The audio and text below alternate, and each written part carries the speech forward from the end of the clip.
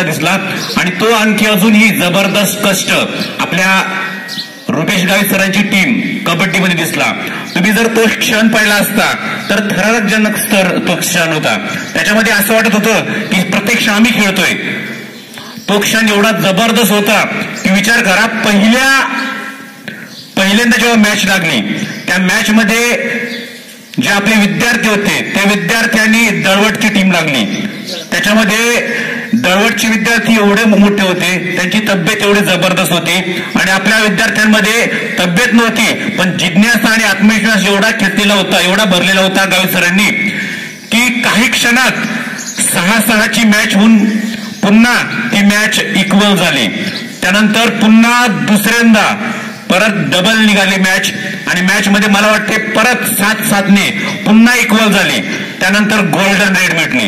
Golden red मध्ये असं होतं की जर त्यांचा विद्यार्थी एमटी जर गेला असता तर आपले विद्यार्थी कदाचित मागे फिरावं लागलं असतं. पण मुलांचा एवढा खतरनाक म्हणजे तो क्षण आपण मला वाटते तो गिनीज बुकामध्ये लिहिण्यासारखा होता, सोनेकरी क्षण होता. मुलांनी त्या एवढ्या उंच विद्यार्थ्याला आणि एवढ्या बळकट विद्यार्थ्याला निस्तनाबूज केलं आणि त्या विद्यार्थ्याला खाली पाडून विजय मिळवला. पुन्हा आपल्या या कबड्डी विद्यार्थ्यांसाठी एकदा जोरदार टाळ्या झाल्या पाहिजेत. आपले विद्यार्थी विन व्हावेत अशी सगळ्यांची इच्छा होती आणि दोन्ही टीम जबरदस्त होत्या. चनकापूर आणि गणोरे या दोन्ही टीम मध्ये विजय मिळाला गणोरेला आणि गणोरेची टीम सुद्धा बळकट होती, धष्टपुष्ट होती आणि त्यांच्या समोर आपला जसं म्हणतोय ना शिवाजी आणि शिवाजीने कोणत्या महाकाल किंवा आपण म्हणू महा असा एकदम जबरदस्त ताकदवान असा राजा कोण होता? अब्दुल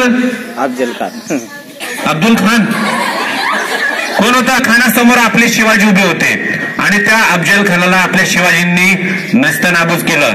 म्हणजे अतिशय जबरदस्त क्षण त्या ठिकाणी आपल्याला पाहायला भेटला आणि त्याच्या मागे विद्यार्थ्यांचा तर कष्ट होताच पण गावित सरांचा सुद्धा जबरदस्त कष्ट होता. मी या क्षणी गावित सरांना पुढे विनंती करेल की गावित सरांनी पुढे यायचे, त्यांच्या टीमने सुद्धा पुढे यायचं एकदा पुन्हा. पॉवर हा शब्द पूर्ण वेळ आपल्याला बघायला भेटला आणि सर्व शिक्षक तर जाऊ द्या पण सगळे विद्यार्थी सुद्धा एकच सांगत होते की काठरे शाळा खतरनाक आहे म्हणे आणि हे आपल्याला प्रत्यक्ष पाहायला भेटलं. मी आपल्या सगळ्या शिक्षकांना विनंती करतो की या विद्यार्थ्यांना तर फुल द्यावं पण त्यांचे जे महत्वाचे मार्गदर्शक होते गावित सरांनी सुद्धा पुढे यायचे. गावित सर चला पुढे.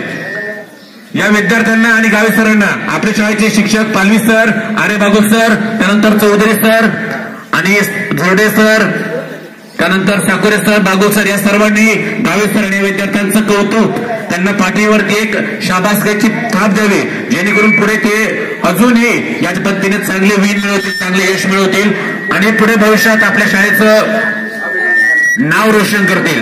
मी सर्व शिक्षकांना विनंती करतो की सर या विद्यार्थ्यांना आणि त्यांचे महत्वाचे कोच गावित सर यांनी पुढे जायचे, त्यांना सुद्धा 1 ऐवजी 2 फुलं द्या सर, कारण आपण 2 ते 3 मॅच जिंकलो.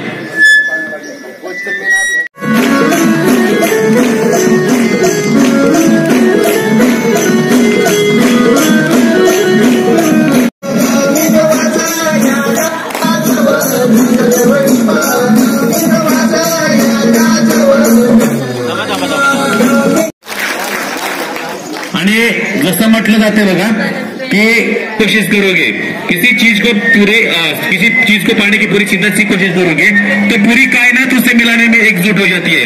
असं भयानक त्यांनी प्रदर्शन आपल्या ठिकाणी दाखवलं होतं आणि त्यांनी हे संपादन केलं.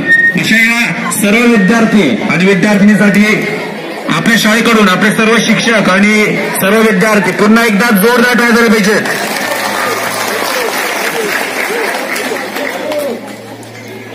समोर गणोरे, दळवट आणि त्याचबरोबर जी चंकापूर ठिकाणी मांडूर, त्याच्यामध्ये एक मायनस फिराबाई, त्या बाईने आम्हाला फार जाम घेऊन टाकलं होतं कुठे चंकापूरला आणि त्याची भीती पण माझ्या मनामध्ये होती. पण त्यांना कॉन्फिडन्स होता की आम्ही यांना एकदा हरवलेलं आहे आणि ह्यावेळेस पण यांना आम्ही हरवून टाकू. पण आम्ही गेम प्लॅन बनवला A आणि B आणि त्या गेम प्लॅन नुसार आम्ही चाललो. असं हरवलं का 9च्याच गुणाने त्यांना हरवलं. आणि त्यावेळेस आमच्या 9च्या लीडने आम्ही हरलो होतो. त्यावेळेस 9च गुणाने आम्ही त्यांच्याबरोबर विजयश्री मिळवली. नेक्स्ट दळवट सगळ्यात खतरनाक टीम, ज्यामध्ये तब्येत, त्यांची साकळ, त्यांची पकड खतरनाक एकदम. त्या टीमच्या पुढे काय गेम प्लॅन बनावं माझं डोकं चालत नव्हतं, कारण की त्यांचं मायनस पॉईंट काहीच नव्हतं. एवढी खतरनाक टीम होती. आणि मॅच पण तशीच झाली. 2 वेळेस टाय आणि 3ऱ्या वेळेस यश प्राप्त झाला. आणि तो पण यश सोपा नव्हता, कारण एवढा तगडा विद्यार्थी, हाईट काय, तब्येत काय, आणि आमचे पोरं काहीच नाही त्यांच्या पुढे. पण ते म्हणतात ना, जिद्द असले का काही होतं, तसं आहेत आपले पोरं.